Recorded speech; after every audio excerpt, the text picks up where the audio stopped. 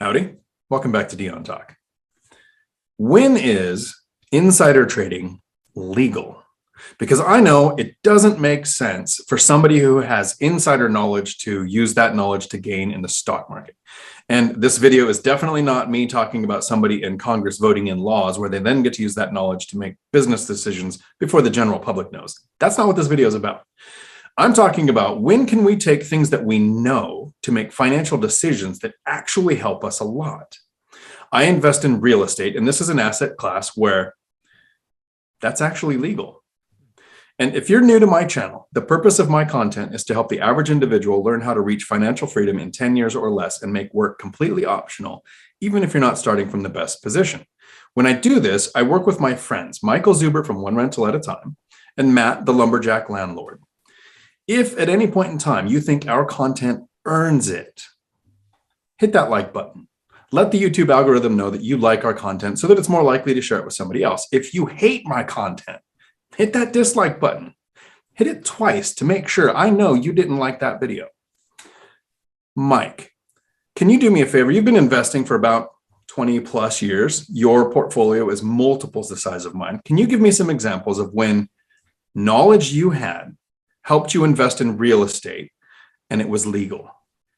Yeah, I think one of the most recent examples is obviously I've been doing this since before the Great Recession. I invested in a market, Fresno, California. Fresno, California had a downtown that was not safe. Was lots of people on the street doing illegal activities. It was literally unsafe. About 8 years ago, the city, the county, the state declared that they were going to clean it up and make significant investments. This was all public information. And it's not only like proposals, these were approvals with hundreds of millions of dollars going in. And lo and behold, I became one of the top 10 landlords in that zip code over the course of about a 4-year period. Bought early, bought some of the roughest stuff I have ever purchased. Had to go through 2 turns because you don't go from one tenant base to the one you want. You've got to go through a transition. So it was a heavy lift. It was a struggle. I was very thankful to have a portfolio to kind of manage the cash flow as we got there.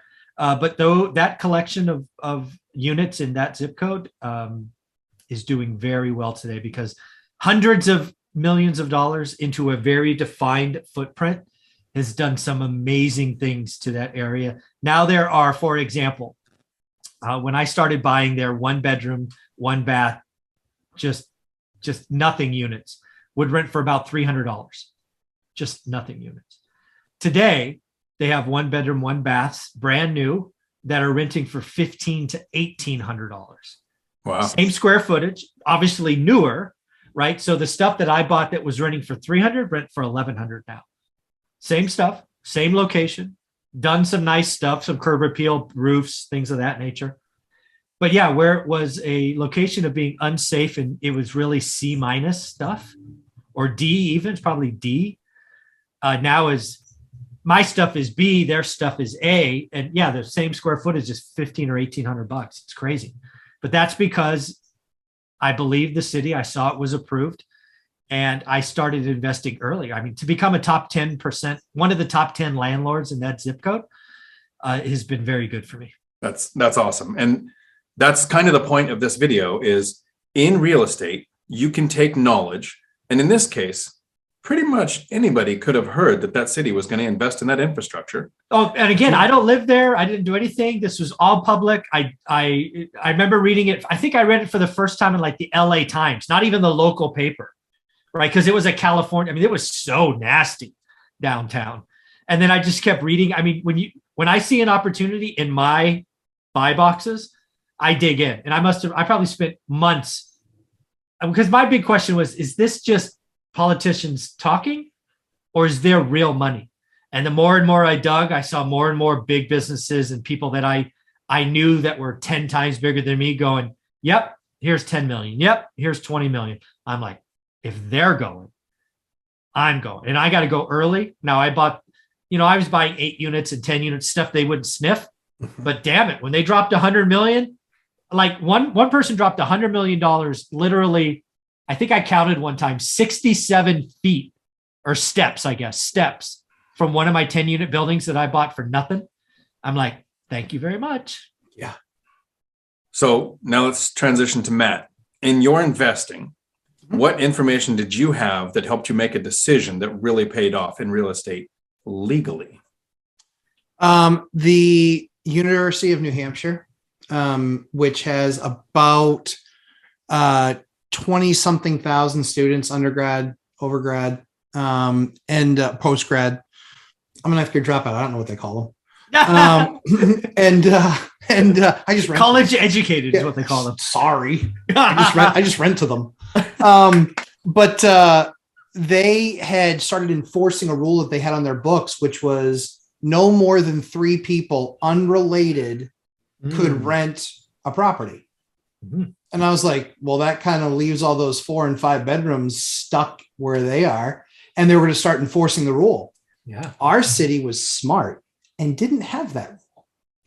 And so I started buying all the 4s and 5s that I could. 4s, 5s, and 6s, duplexes. That's 4 or 5 beds aside. Wow, those are gigantic. Massive. They're old Victorians. They're 3,200, 3,400, 3,600 square feet. They're massive. They're literally 1,800 aside is what some of these things are. 1,800 aside. They're bigger than a lot of houses that are entry-level homes.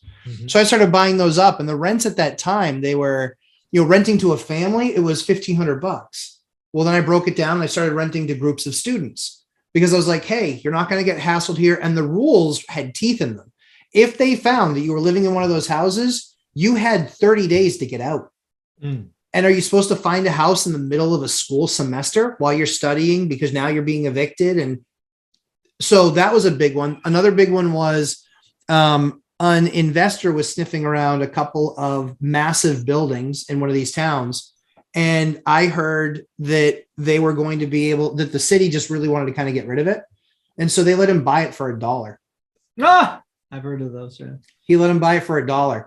And so I knew that project was going to take about 2 years to get done. And so in that neighborhood, it was basically a school that sits on top of a hill.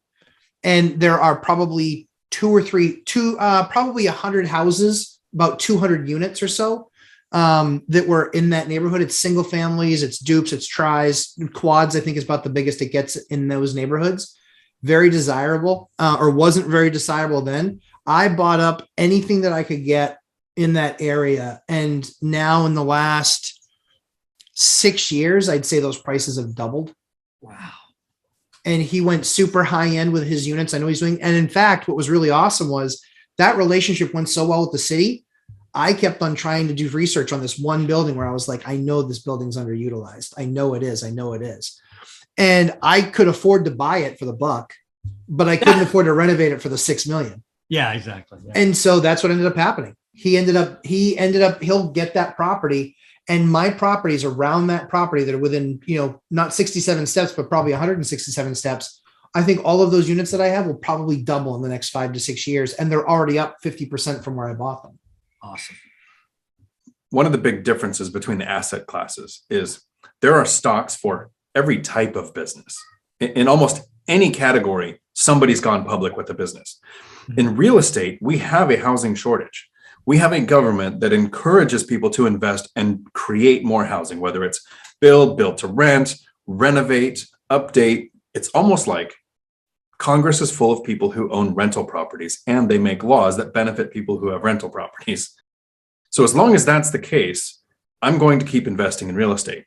Someday I might invest in some other asset class like stocks or crypto or dating. But not today. So my example of when I used insider knowledge basically to legally profit from buying a property, I was looking in the Tacoma area, and south of us, there was a town called Lacey. And I'm sharing the actual knowledge with the actual town. There was a mushroom farm in this town. And for about 6 months in the summer, which summer in Washington usually lasts a weekend, but for the 6 months that we have a little bit warmer weather, the smell from this mushroom farm would go out 5 miles. I mean, it takes basically compost heaps to grow mushrooms, and it would impact rents. It impacted property values. And worse than that, really close to this mushroom farm was I-5, the main freeway that goes through our state here. And it had a very crowded off-ramp. There is Cabela's, kind of like a Bass Pro Shop, but Cabela's here, Home Depot, Walmart, all accessible from this one exit. And it was always backed up. So traffic sucked. Commuters didn't want to live in this area either. I knew, the whole area knew, the mushroom farm lost the lawsuit with the city, which is unfortunate, I think, because the mushroom farm was there first and they built the city up around, but they won. The city won. So the mushroom farm moved to Eastern Washington. It was a 2-year project for them to move because they had to close down, move the whole farm. The off-ramp was being replaced with some European reverse roundabout where the traffic flows on the opposite side. And it took 16 touch points in the traffic lights down to 14 and sped up that whole intersection.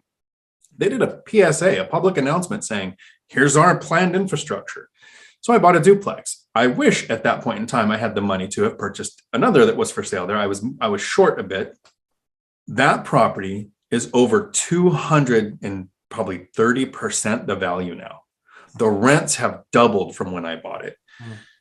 Legally, knowing that the area would be improving to such an extent to create more value in the property and more value in the rents, I made financial decisions that I benefited from.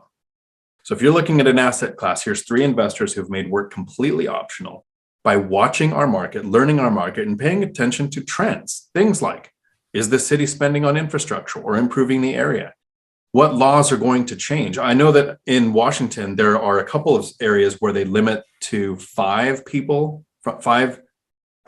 non-related people can rent, and that law is being repealed. So if you know the areas where that's the law, where they're fighting it right now, those are the properties that are going to appreciate. In 2 years, when the law's gone, the properties will already be at the new value and you'll be behind the curve. So we need to pay attention to those changes now and make the decisions today that help us. If somebody has questions and wants to reach out and specifically ask about legal insider trading, Mike, how can they get a hold of you? Just go to One Rental at a Time, website, YouTube, Instagram, there for you. And Matt, if they want to reach out and find out from you. Lumberjack Landlord on YouTube and on either of my live streams. And in fact, sometimes if you ask a question that is a massively long answer, I'll just tell you, see me on the live stream, ask it there, and I'll actually go into it. So that's the best. That's a good tactic. I think I'm going to start doing that with questions that require way more information than we can put into an email or a text. Yep. I'm going to say Tuesday, 4:00. Yep.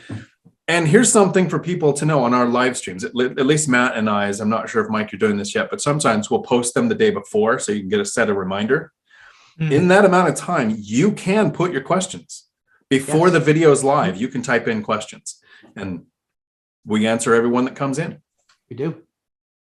To our detriment sometimes. Thanks a lot, guys.